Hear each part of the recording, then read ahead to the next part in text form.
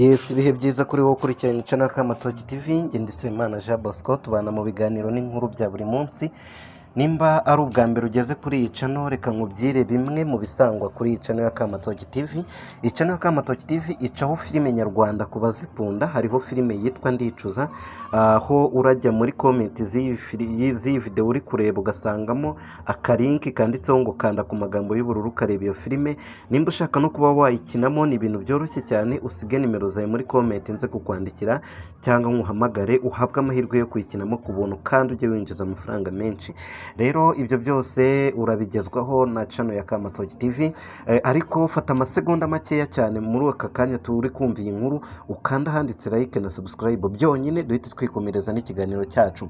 Kuri uyu munsi kugica mu gitondo saa 2 nibwo Ndimbati ndetse na timu ye y'abanyamakuru bazindukiye ku bitaro by'ikibuye hariya Karongi, aho uwo wita Vava Dorimbogo cyangwa se Valentine Juru yararwariye, aho yaje kuba yashiriramo umwuka cyangwa se yakitabira Imana. Aba banyamakuru bazindukiye kuri biriya bitaro bagiye gukura umubiri muri ibyo bitaro, aho Vava Dorimbogo yitabiye Imana.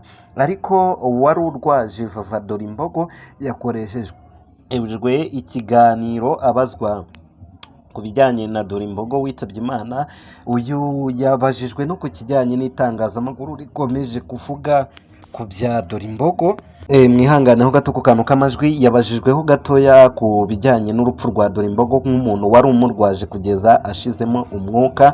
Uyu nguyu kandi yabajijwe no ku kijyanye n'itangazamakuru. Uyu nguyu yasubije ko itangazamakuru byaba ibinyamakuru cyane cyane bya YouTube, abantu bakora inkuru zo kuri YouTube bari gushinyagurira neza cyane bibabaje umuryango wa Vava Dorimbogo. Ngo ibitangazamakuru biri kuvuga amakuru menshi cyane mabi kuri uyu Vava Dorimbogo, ngo ibi ni ibintu bikomeje kubabaza umuryango we. Yavuze ko kandi ibinyamakuru biri kugenda byegera umuryango we bibakoresha ibiganiro n'inkuru za buri kanya. Izi ngizi ngo abenshi bari kubashinyagurira cyane kuko ngo nta kintu na kimwe bari kubafasha, cyaba ku kijyanye n'ubushobozi cyangwa se na support y'ibikenewe. Bavuze yuko ari bimwe mu binyamakuru biri kugenda byibariza gusa mu rwego rwo kugira ngo byikorere inkuru byunguke, ariko ngo nta kintu na kimwe biri gufasha uyu muryango. Ahangaha rero na Ndimbati yaje kuba yabiseberamo ubwo yabazwaga n'itangazamakuru cyangwa se n'ibinyamakuru byawe byajyanye nawe. Uyu mukobwa hari yahise avuga ko nabo ari bamwe mu bafatanyije kuza gushinyagurira uyu muntu, ngo nta gikorwa kizima kigaragara bari gukora, ahubwo abenshi ngo bari kuza atari urukundo, ahubwo ari uburyo rwo kugira ngo babyaze umusaruro amagambo bari kubaza bano bantu mu rwego rwo kugira ngo bibonere views. Kandi koko nibyo, abanyamakuru benshi bari gutega bakajya kureba umuryango wa Vava Dorimbogo atari uko bamukunze, ahubwo ari ukugira ngo bakunde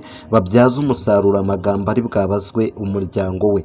Ibi rero ni ibintu abanyamakuru benshi mugomba kwirinda mu gihe habaye ikibazo. Ntabwo twakabaye duhururana amamikoro n'amakamera ngo tujye aho ibibazo byabereye mu rwego rwo kugira ngo tumurike ibyo bintu kugira ngo twirongere cyangwa se tubone amafaranga mu biganiro tuba twakoze.